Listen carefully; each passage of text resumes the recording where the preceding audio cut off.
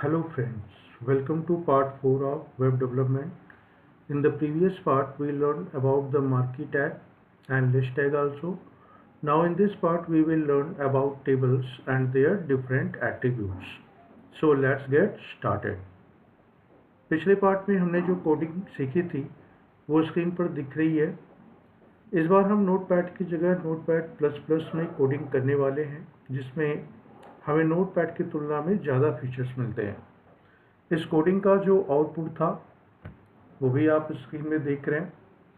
मैं table start करने से पहले ये चाहता हूँ कि ये लोगो की पोजीशन मैं चेंज करूँ। मैं चाहता हूँ कि ये विवेक बायोटेक्स के लेफ़्ट साइड में दिखाई दे। तो इसके लिए मुझे क्या करना पड़ेगा, मैं इमेज टैग और इसमें लिखी हुई कोडिंग को यहाँ से कट करूँगा और हेडिंग टैग के अंडर इसको मैं पेस्ट करूँगा। थोड़ा सा स्पेस दिया और हाइट की वैल्यू मैं चेंज करके 30 पिक्सल कर रहा हूँ और इसकी विड्थ की वैल्यू 40 पिक्सल कर दे रहा हूँ। साथ ही साथ बॉर्डर की वैल्यू 2 पिक्सल में। कंट्रोल एस से इसको सेव करता हूँ और अब देखते हैं इसका आउटपुट क्या आता है।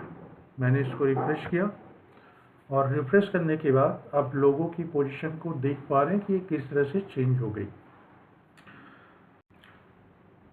HTML में टेबल का यूज डेटा को रोज और कॉलम्स के फॉर्म में शो करने के लिए होता है, जैसे स्कूल का रिजल्ट, टाइम टेबल, ये सब टेबल के एग्जाम्पल हैं। टेबल को समझने के लिए मैं अपने चैनल के वीडियोस का एग्जाम्पल लूँगा।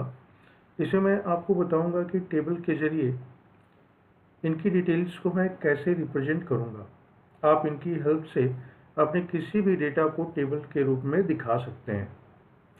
तो इसके लिए मैं ओएल टैग के नीचे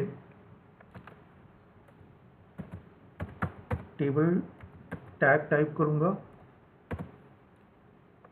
टेबल का ये ओपनिंग टैग है और उसके बाद इसको क्लोज करेंगे।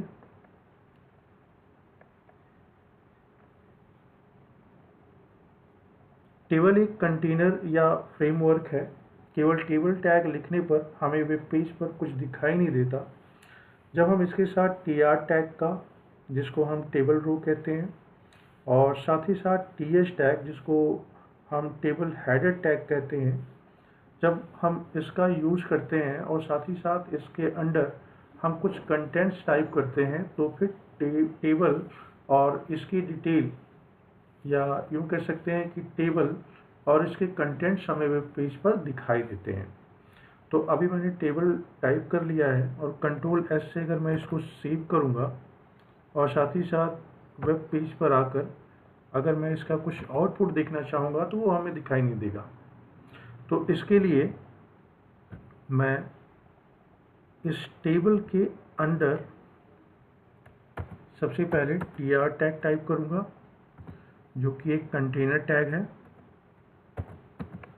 इसका फुल फॉर्म होता है टेबल रो, और इसके अंडर भी मैं टाइप करूँगा th का मतलब टेबल हेडर।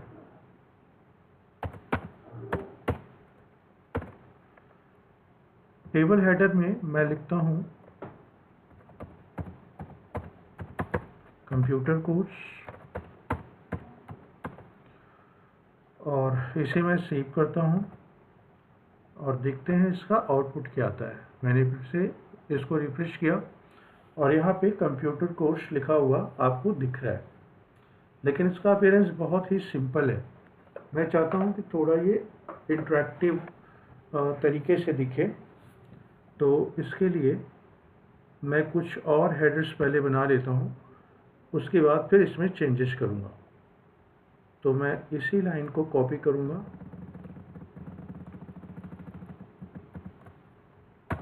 कंट्रोल सी से इसकी कॉपी की और यहाँ पे पेस्ट कर दिया। कंप्यूटर कोर्स की जगह मैं यहाँ पे टाइप करूँगा टॉपिक नेम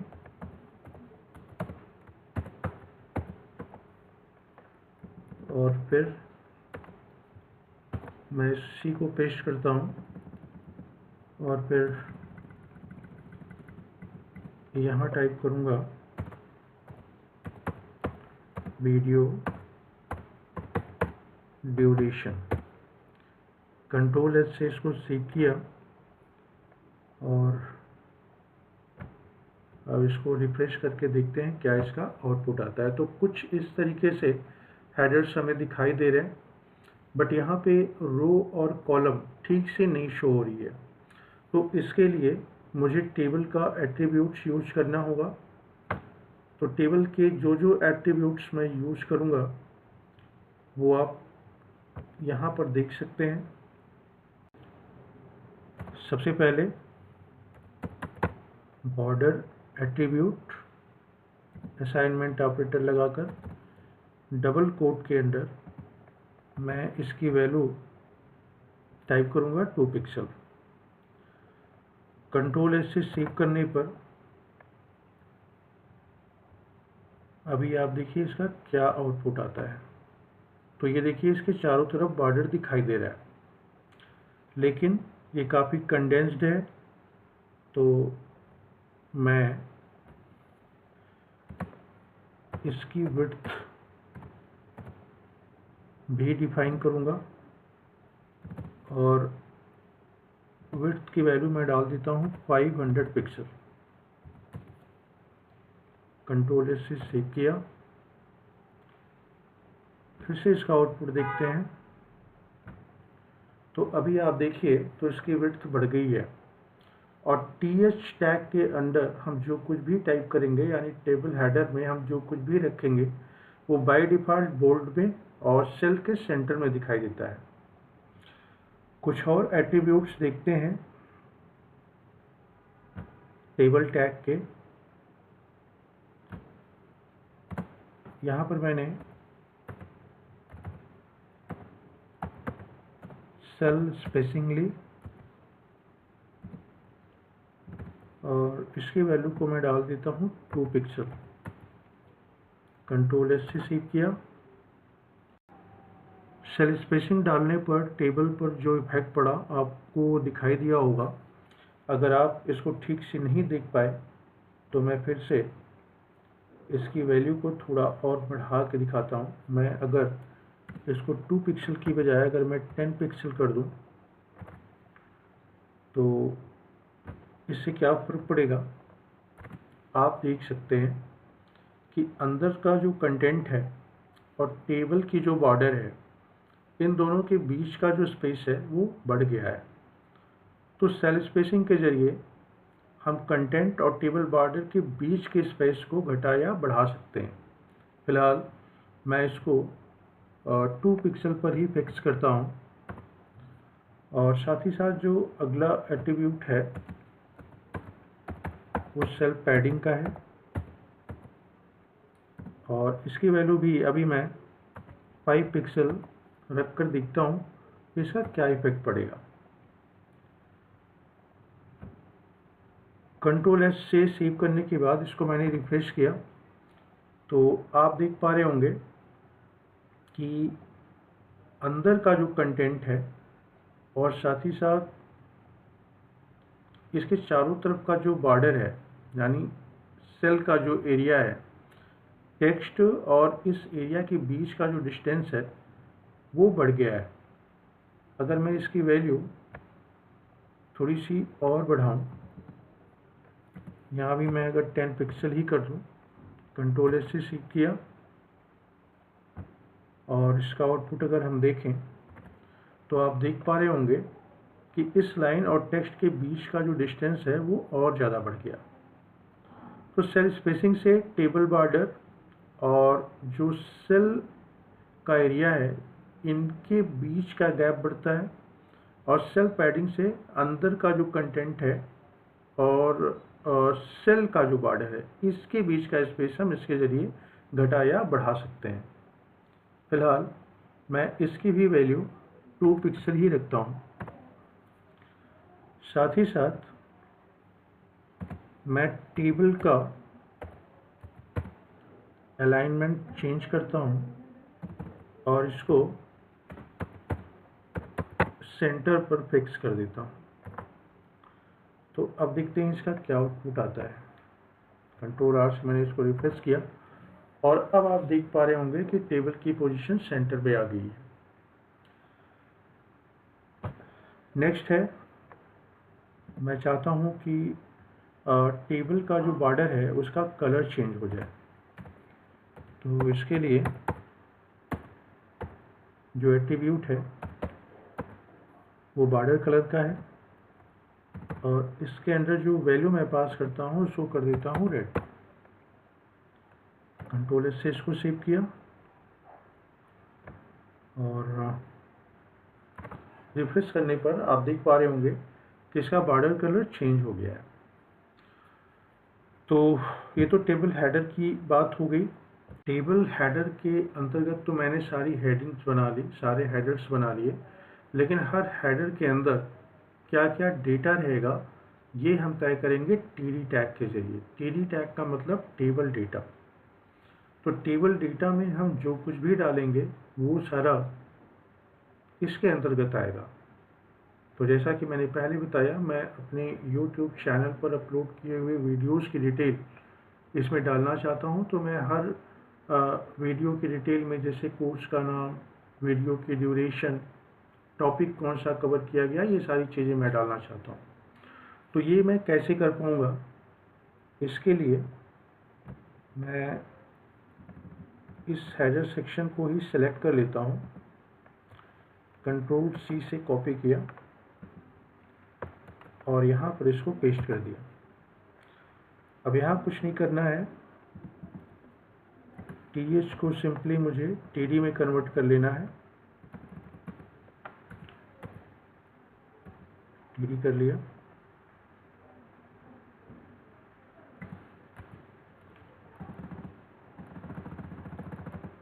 ये सारा मैं TH से TD में कन्वर्ट कर रहा हूँ।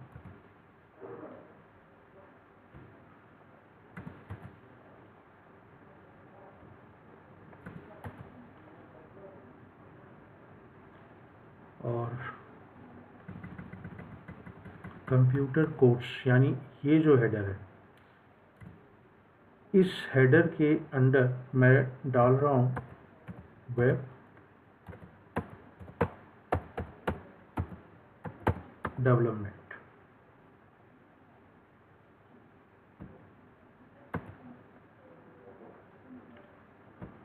और टॉपिक में डाल दिया, जो पहला वीडियो मैंने डाला था वो HTML,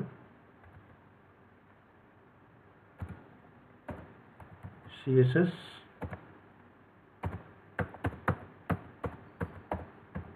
जावास्क्रिप्ट इंट्रो का था। तो मैंने डाल दिया यहाँ पे इंट्रो।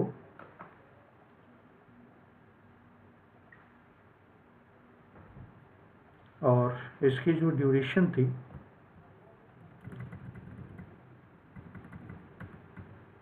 ये थी 17 मिनट 43 सेकंड की।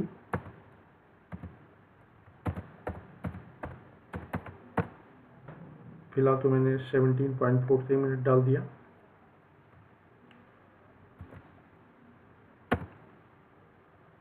कंट्रोल एस से मैं इसको सेव करूंगा और देखूंगा क्या आउटपुट आएगा।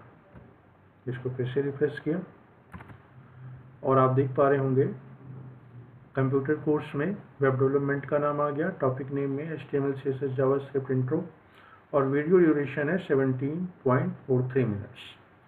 ठीक इसी तरह से मैं बाकी वीडियोस की भी डिटेल डाल दूंगा। तो इस पूरे कोड को मैंने सेलेक्ट कर लिया, कंट्रोल C से कॉपी की और फिर इसके नीचे इसको पेस्ट कर दिया।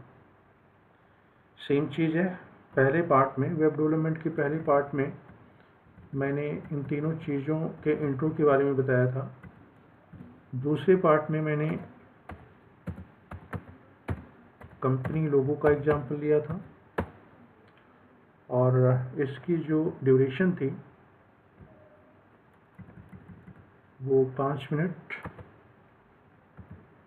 28 सेकंड की थी। कंट्रोल एस से इसको भी सेव कर दिया।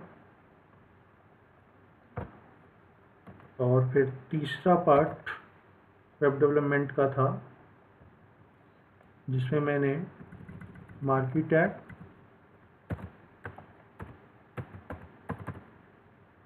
और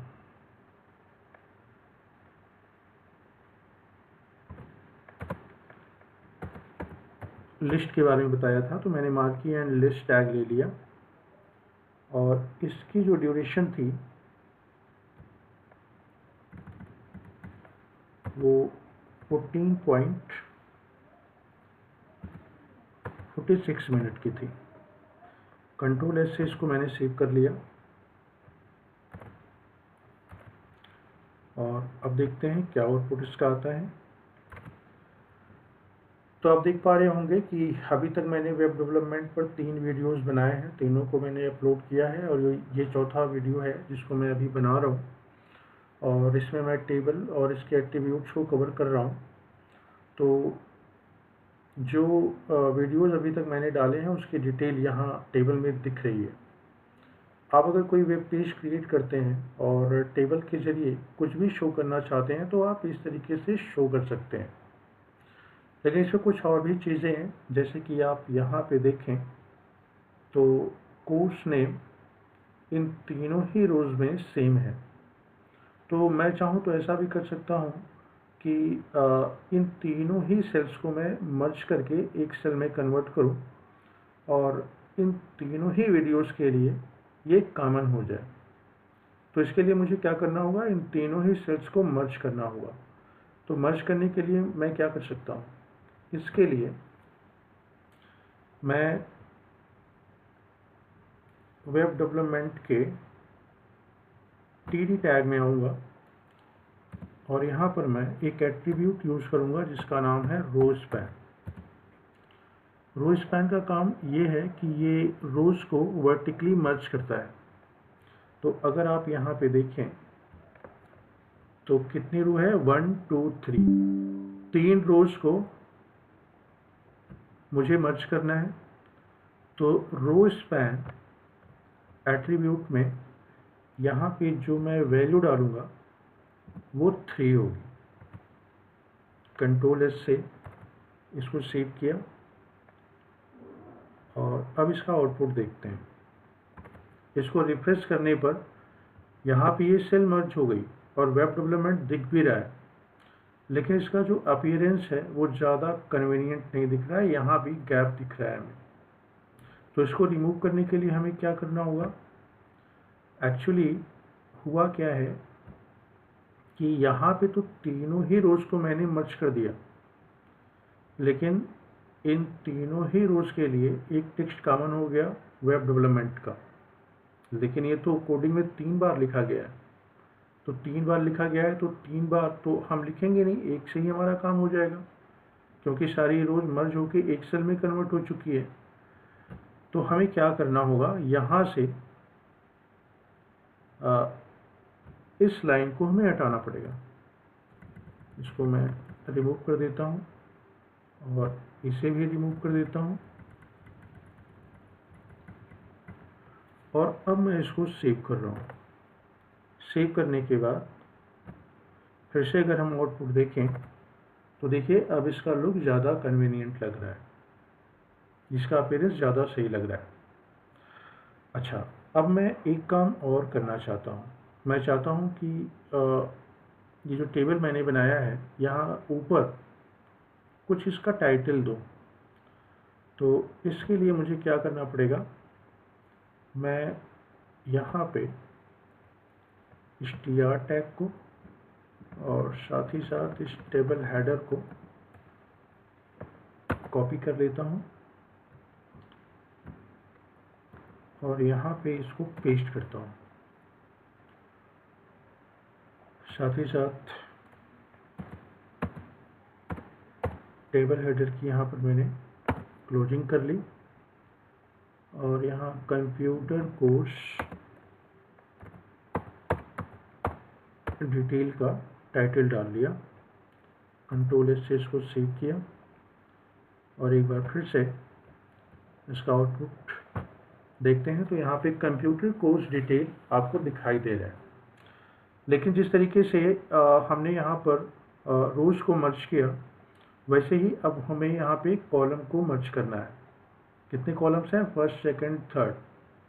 तो ऊपर की इन 3 कॉलम्स को अगर मैं मर्ज कर दूं तो हमारा कंप्यूटर कोर्स डिटेल का जो टाइटल है वो सेंटर में आ जाएगा। तो सेंटर में लाने के लिए हमें कौन सा टैग यूज़ करना है? इसी के अंदर मैं यूज़ करूँगा कोल स्पैन। जैसे रो स्पैन है वैसे ही कोल स्पैन एट्रीब्यूट का यूज़ कॉलम्स को मर्ज करने के लिए होता है। तो कितनी कॉलम्स मर्ज करनी है हमें? 3। कंट्रोल एस से इसको सेव किया और फिर से इसका आउटपुट देखते हैं। कंट्रोल आर से मैंने इसको रिफ्रेश कर दिया और अब आप देख पा रहे हैं कि कंप्यूटर कोर्स डिटेल बिल्कुल सेंटर में आ चुका है। लेकिन अगर मैं चाहूँ तो इसमें भी कुछ चेंजेस कर सकता हूँ। वो कैसे? मैं इस टेबल हेडर को यहाँ से हटा देता हूँ, इसको भी मैंने रिमूव कर दिया और यहाँ पे एक दूसरा टैग कैप्शन यूज किया। कैप्शन की ओपनिंग और कैप्शन की क्लोजिंग, और इसके बीच में कंटेंट डाल दिया computer course detail. Control S से सेव किया और अब देखते हैं वेब पेज पर क्या आउटपुट दिखता है। कंट्रोल आर से रिफ्रेश किया तो आप यहाँ देख पा रहे हैं कैप्शन नज़र आने लगा, लेकिन ये ज़्यादा इंटरेक्टिव नहीं लग रहा है। तो इसको इंटरेक्टिव बनाने के लिए क्या करना है? मैं यहाँ पे कुछ टैग और यूज़ करूँगा। यहाँ पे मैंने बोल्ड टैग ले लिया और बोल्ड टैग के साथ 1 टैग और इसका एट्रीब्यूट मैंने ले लिया ग्रीन।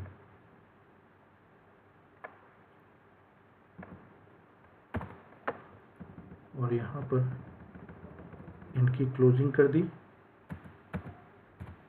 सबसे पहले बोल्ड की और उसके बाद फॉन्ट की। कंट्रोल एस से सेव किया और फिर से इसका आउटपुट देखते हैं। कंट्रोल आर से मैंने इसको रिफ्रेश किया तो अभी आप देख पा रहे हैं कि ये कैप्शन देखने में अच्छा लग रहा है। लेकिन थोड़ा सा हम अपने इस टेबल को और भी अट्रैक्टिव लुक दे सकते हैं। वो कैसे? टेबल की नेस्टिंग करके। एक टेबल के अंदर जब हम दूसरी टेबल बनाते हैं तो इस प्रोसेस को हम टेबल नेस्टिंग कहते हैं, यानी एक टेबल के अंदर एक और टेबल। तो ये कैसे करेंगे? इसके लिए मैं इस लाइन को यानी इस कोड को कॉपी करता हूँ। कंट्रोल सी से इसकी कॉपी कर ली मैंने और ओएल के जस्ट नीचे मैंने इसको पेस्ट कर दिया।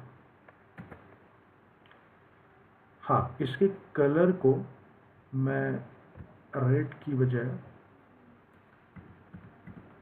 नेवी कर लेता हूँ, नेवी कलर। और